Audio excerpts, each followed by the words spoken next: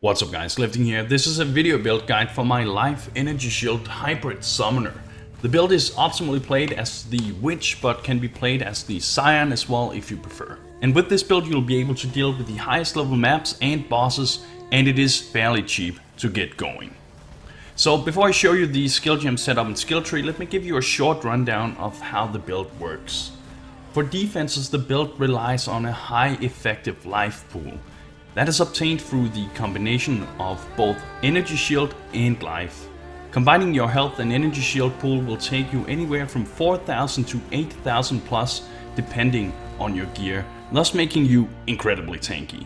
Other than that, you will also be using Arctic armor and a granite flask to help mitigate the damage. And of course, as a summoner, it is also important to mention that your surrounding minions will effectively be tanking most of the damage, thus indirectly further adding to your survivability. And the build further relies on the usage of 4 different auras, elemental equilibrium, and a dual curse on hit setup to boost the survivability and damage of your character's minions. Now that we're talking about minions, the minions that we will be using for this summoner build are the zombies and the evangelists, or alternatively the new revenant mobs. The zombies act as tanks and the evangelists and revenants as the main damage dealers. An extra benefit of using the evangelists is that they also provide you and your minions with a temporary proximity shield, and anything within this shield won't take damage from outside sources of damage. Then I should probably say here that at their current state in the game, the revenants are incredibly strong. They deal a shit ton of damage and are incredibly effective. Because of this, there is a risk of these monsters being nerfed as specters. If that happens, I suggest using the evangelists, which are also very good. And now unfortunately I do not have any gameplay footage of the revenants, as they were introduced into the game after this character was wiped on the beta. I will however still show you how to set up your skill gems in order to use these specters effectively. Alright, so let me show you the skill gems you need for this character. And let's start with the 2 most interesting ones, the zombies and the Specter setup. First of all, for zombies I recommend using Raise Zombie, Multi-Strike, Minion Damage and Fortify. And remember that you eventually need to put these into a 2+ to Minions helmet. And also please note that before you get yourself a 5-linked Specter setup, or a Montragul's Grasp for that matter, then it is better to use Melee Splash instead of Fortify, as it will help with the clear speed for the zombies. For the Specter setup, I recommend the following: Raise Specter, Spell Echo, Minion Damage, Increased Area of Effect, Added Fire Damage, and Increased Duration. And of course, if you don't have a 6-link, then for a 5-linked armor you should take out Increased Duration, and for a 4-linked armor you can also take out Added Fire Damage. If you instead prefer to use the Revenant Specters, I recommend going with the following setup: Raise Specter, Spell Echo, Chain, and then Minion Damage. And in case you have a 5-link, I also suggest adding in Lightning Penetration, since the Specters deal lightning damage. And remember that any of the support gems linked to Raise Specter supports the Specter's abilities. For instance, Spell Echo will make the Specters cast its spell twice, Increased Area of Effect will increase the proximity shield and damage effect for the Evangelists, and Chain will make the projectiles chain in between the enemy mobs for the Revenant Specters.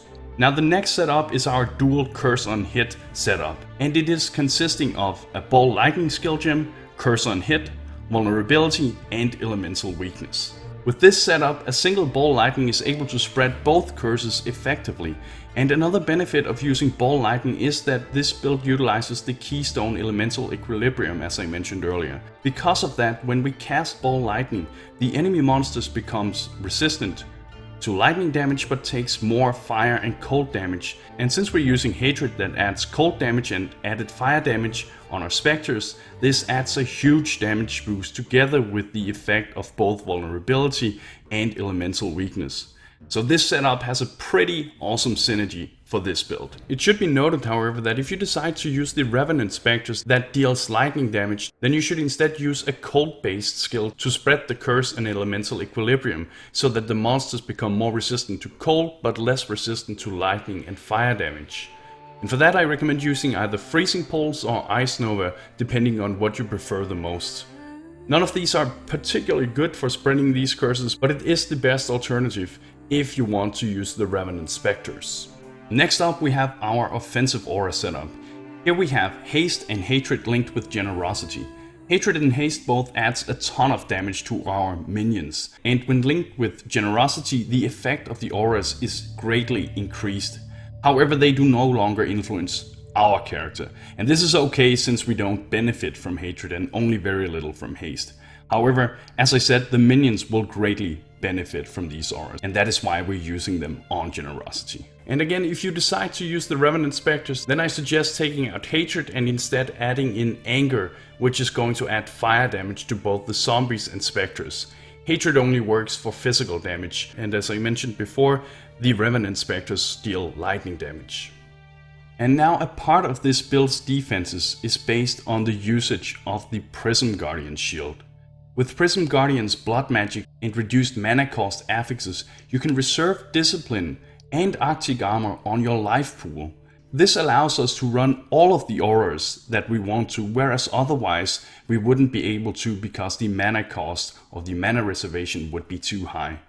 The cool thing about using Discipline in this shield is that the amount of life reserved from the aura is much less than the amount of energy shield that the Discipline aura provides. So even though you are reserving a bit of life to run the aura, then you're gaining much more back by using this setup. Even your minions get tankier as they also benefit from the energy shield. Besides that, I am personally also reserving Arctic Armor on my health pool through Prism Guardian. The damage mitigation it provides is in my opinion better than the small amount of life it reserves, especially for the very high level maps. However, this is optional and you don't have to do this if you prefer not to reserve more life. And I should also say that while it isn't necessary, then optimally you should support these two skills with a leveled Enlightened gem to reduce the amount of life these skills reserve. Now the last aura, which is Purity of Elements, should be placed in an onset ring. And please be aware that you will not be able to run all of these auras to begin with, obviously. You will need to spec into lots of aura reservation nodes, and in order to use the Discipline aura that we just talked about, you will of course have to get that Prism Guardian shield, which can first be equipped at level 68. So because of this, the priority as to which auras you need to prioritize until then is Purity of Elements, as it greatly increases your zombie's survivability, then Hatred because of the damage, after that Haste, and as soon as you get to level 68, go get yourself that Prism Guardian if you can afford it, and then after that you should start using Discipline and Arctic Armor. And lastly, I suggest that you put Flesh Offering, Convocation, Vol Haste and Increased Duration in a 4-link. Flesh Offering and Vol Haste greatly increases your minions' attack and movement speed, while Convocation when pressed summons all your minions to a side and then heals them up. And all of these gems of course benefits by being supported by Increased Duration. Oh, and you should of course also use a Desecrate. To do that you need another onset ring. Desecrate is important as it allows you to spawn corpses on the ground that Flesh Offering can then consume to boost your minions' damage and attack speed. And another important function of Desecrate is that it allows you to summon zombies and specters from the corpses it provides. And so that's it for the skill gems, but before we head on to skill tree progression, let me show you how you can actually level this character. For the first 23 levels, I suggest you use Flame Totem together with Firestorm in either a wand or a scepter that provides 1+ to fire skill gems. Keep your Race Zombie skill gem equipped so it levels up along the way.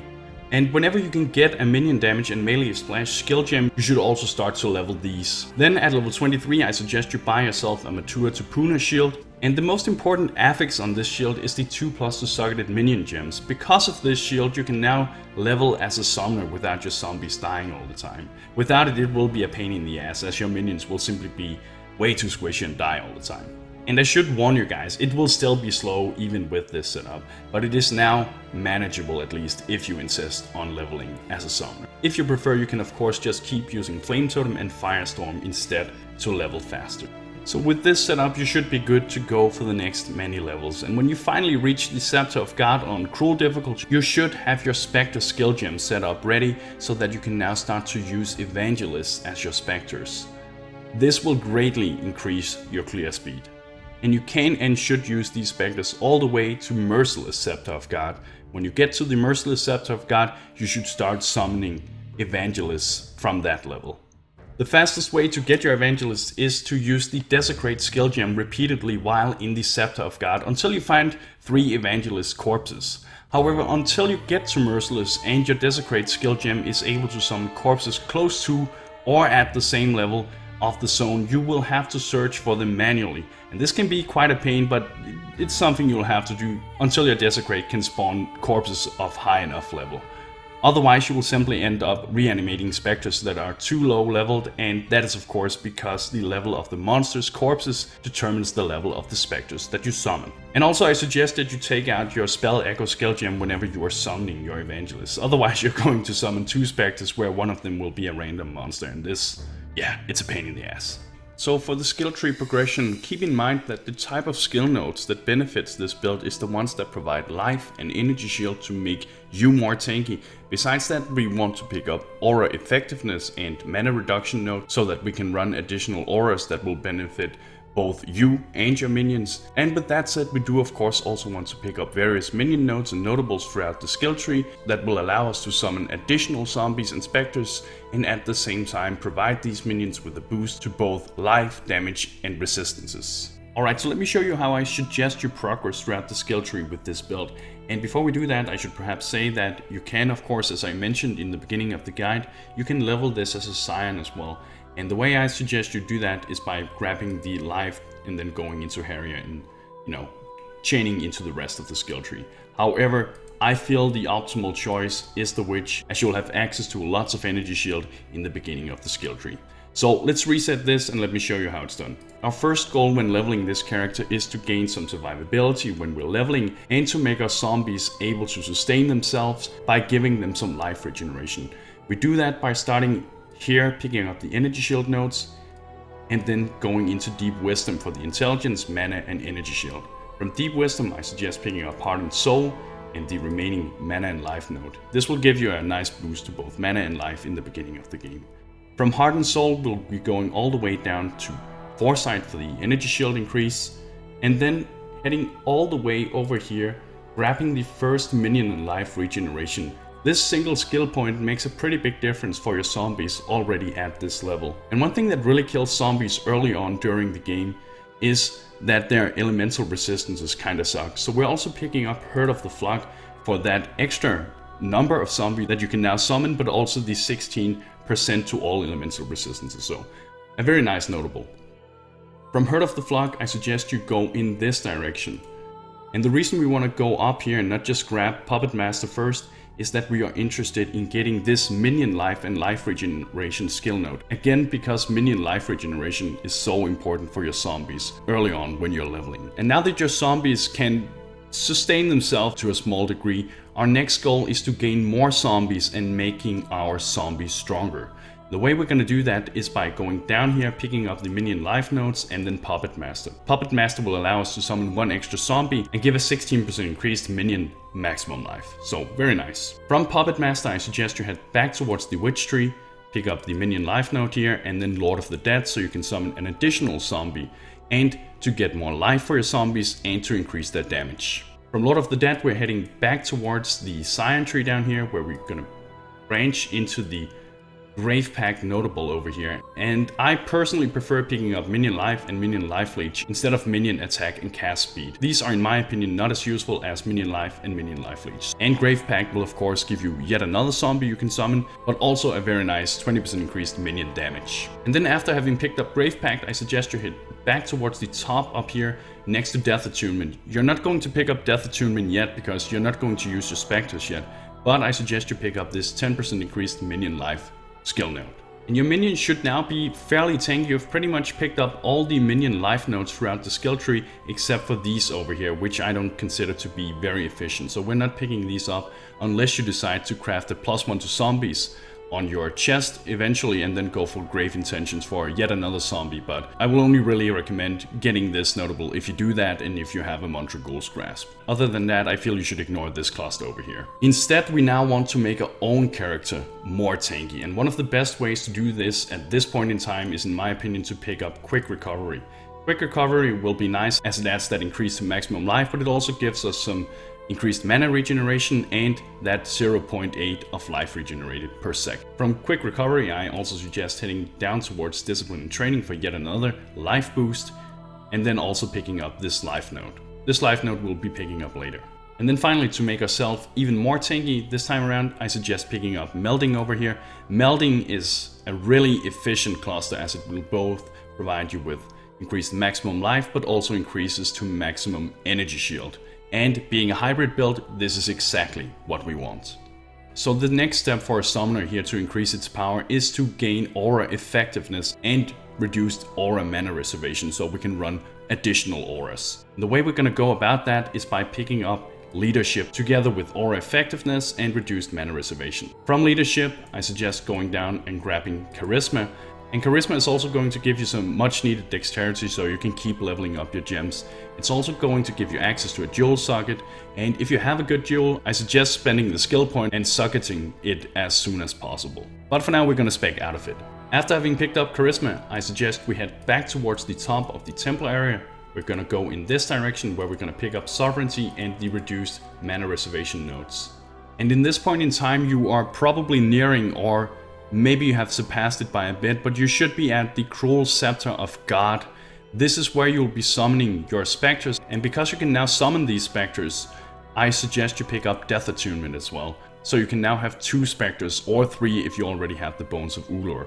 And of course your minions will also get the benefit of 8% increased attack and cast speed. After having picked Death Attunement, we're gonna focus on grabbing the last aura nodes over here. We're gonna get that by picking up Influence for the increased aura effectiveness and the mana reservation skill node. And to boost the minions damage from here, I really suggest that you pick up Elemental Equilibrium. And again, Elemental Equilibrium is not triggered by your minions. So even though they are dealing cold damage and fire damage, they will not trigger Elemental Equilibrium. However, your curse on hit setup, Ball Lightning, will do that, and that will make it so that the enemies become more resistant to lightning damage, but they take considerable more cold and fire damage, so this is a very nice damage boost if you already have your curse on hit setup ready. At this point in time, it's really all about making your character more tanky. And we're gonna do that by picking up Written in Blood over here. Written in Blood, just like Melding, is one of those really nice hybrid clusters. It will add both maximum life and maximum energy shield. And from Written in Blood, I also suggest you pick up Purity of Flesh over here, together with the skill nodes that grants chaos resistance. And again, that's very important for this build because you need to be chaos resistance capped with this build. Otherwise, it may be a little dangerous for you to reserve the auras on your life pool. From Purity of Flesh, it is time to add more utility to the build. And for that reason, you'll be picking up this Curse Duration node, Curse Effect, and then Whispers of Doom, so you can now finally dual curse. And needless to say, being able to dual curse is of course a nice damage boost or a defensive boost if you decide to use a defensive curse. I should say, however, guys, if you want to, you can of course pick up Whispers of Doom earlier. I just felt that I didn't really need to pick it up before at this time when I was leveling. From here, you simply need to pick up more life and energy shield, and we're going to do that by first picking up Cruel Preparation for the 10% increased maximum life and elemental resistances. I then suggest picking up Arcane Focus for the extra energy shield and the energy shield recharge rate. And again, if you prefer to have faster recharge shield rate early on in the game, you can pick up Arcane Focus whenever you want. After you've picked up Arcane Focus, I also suggest you pick up Unnatural Calm for the increase to energy shield. And then going down towards this area, pick up the life node, pick up Sanctity for the 10% increased energy shield, which is very efficient compared to the single cost point. And then finally going back up towards Unnatural Calm, picking up the last energy shield nodes. And if you prefer, you can pick up Hired Killer down here for the extra life. And that's it for the skill tree, guys. Now let's talk about item and stat priorities. And now the last thing we're going to talk about is what kind of affixes and stats you should be aiming for on your gear for your character to make it as powerful as possible. And one of the beauties of playing a summoner, in my opinion, is that they are fairly easy to gear. Besides a few unique recommendations that I will show you in a minute, you need to focus on getting energy shield based gear with life on it and enough elemental and chaos resistance to get you capped on Merciless. For this specific build, having low chaos resistance is not an option. You need to get that capped. For uniques, the only mandatory ones, as in not optional, as in you need these, are the Bones of Ulor boots, which will allow you to summon one additional Specter and Zombie while providing you with a small amount of life, mana and energy shield. Oh, and I suggest you try to get yourself a pair with at least 10 to 15% increase. And while it isn't mandatory, I highly recommend that you get yourself the Prism Guardian shield as we talked about earlier. that allows you to reserve auras on your life while also adding a ton of resistances, a bit of energy shield and some much needed dexterity. Without this shield you won't be able to run all of the auras, so I suggest trying to get that. It isn't mandatory though. And the last unique item I recommend getting is Montragul's Grasp. I cannot praise this scepter enough. It adds so much life and survivability to our zombies and thus makes the build feel so much more enjoyable. It also increases the amount of damage each individual zombie deals. However, you can of course only summon 50% of the amount of zombies you could before without the scepter, but honestly guys, it's well worth it. With this scepter my zombies have around 16,000 HP, and it is this scepter that also makes it efficient to use the Fortifying skill gem instead of melee splash. So if you can afford it, I highly suggest getting this scepter. Oh, and it makes our zombies 25% bigger, which is pretty awesome. Before I transitioned into Montragul's Grasp, I used Aurum Vorax. This sword is an excellent leveling item as it adds a ton of elemental resistances, thus making the gearing and leveling process so much easier. You may want to consider using that as well. The minus 20% reduced item rarity is in my opinion not something to worry about. For this build you should also try to get 2 Seething Life Flasks, 1 Iron Skin Granite Flask, a Quicksilver Flask and either a Ruby Topaz or Sapphire Flask depending on the content you're farming. Try to get staunching on one of your Seething Life Flasks to help with bleed effects as well. Oh, and for the Bandit's Quest rewards, I have good news for you guys. You need to kill them all on each difficulty for a total of 3 additional skill point rewards. Yes! And that's it guys. Remember, if you have any questions, then the best way to contact me is to join me at my Twitch live stream. The link is below in the description. Otherwise, feel free to ask your questions below in the comments or by going to my forum post on the Path of Exile forum. I'll do my best to answer any questions that haven't already been answered in this video. Thank you for watching, and bros, do you even nerd?